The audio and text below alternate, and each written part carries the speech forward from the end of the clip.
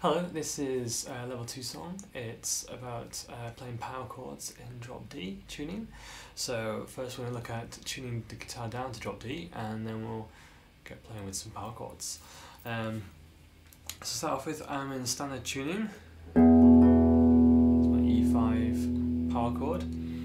So to tune down then, I'm going to drop this low string from the note E to D. So it needs to go down. It needs to go down a whole tone. And the way I do this is I use my ear and I listen to the octave. The D string is already at open D. So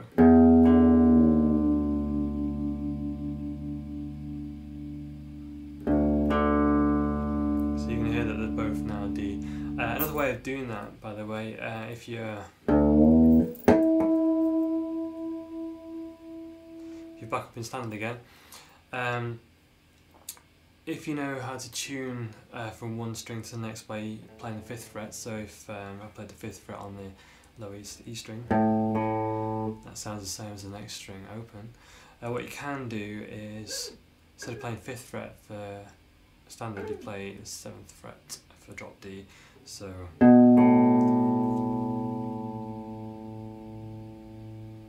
you need to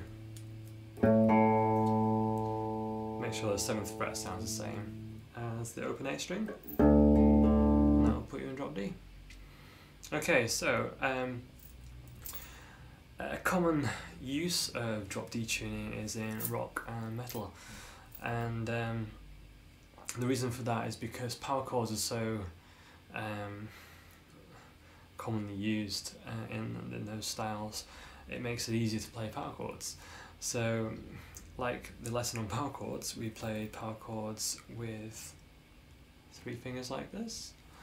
What you can do is, because we're in a different tune now, we've lowered this string, so we've lowered the lowest string. We then have to play it 2 frets higher to get the same pitch. I'll show you the example down here. So if we had open E5, open E power chord in standard tuning, this is what we played here. In drop D it's going to sound not quite right. So what we do to accommodate for the fact that we've tuned that string down, made this lowest string lower, we're going to have to play it higher to get the same pitch. And now I've just barred my finger across all 3 strings. Now with this you can slide around, play different frets. You can also palm mute, which is quite a common technique to use in conjunction with this. Distortion, again, is something else.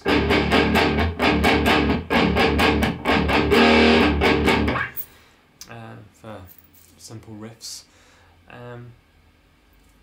So if I play a sample riff for you, get you started, I'm just going to be around this area of the fretboard.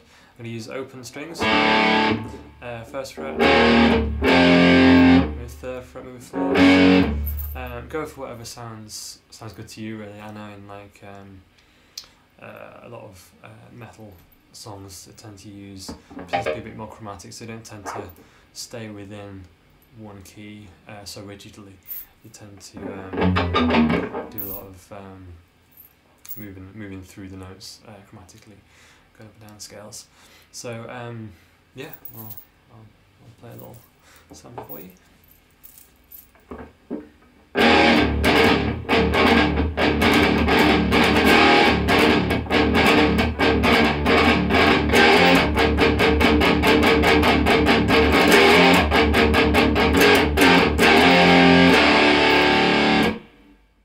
Okay, so to explain a little further with what I did there, I was using the open strings mainly, a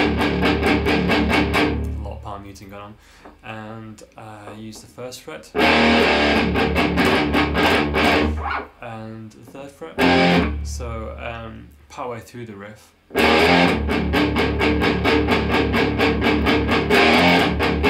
just sliding, simple slide up from 1st fret up to 3rd fret, and then palm mutes on the open strings. When I palm mute, by the way, I tend to only play just a couple of strings, just the lowest 2, just because, and then at higher speeds, I would only probably just play 1 string, just because it's not very practical to be playing across. Well, I mean, you can do it, sometimes it just doesn't sound as clean to do that. Sometimes it gets a bit muffled just because of the timing issue of going between the 2 strings. A lot of the time I'm playing downstrokes. It's a bit more of an aggressive playing style, especially in metal and rock. You want that power, that oomph, and it gives it a bit a sharper attack on the notes that you're playing. So if I play through again a little bit, it goes.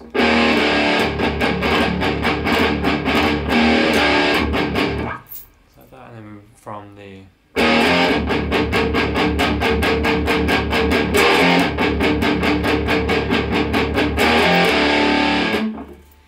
Yeah, I mean, to play around and play it different every time I play it, so I'm just making it up to do the same. Experiment with it and play around with the different techniques, palm muting, sliding, and using the open strings. But yeah, thanks a lot.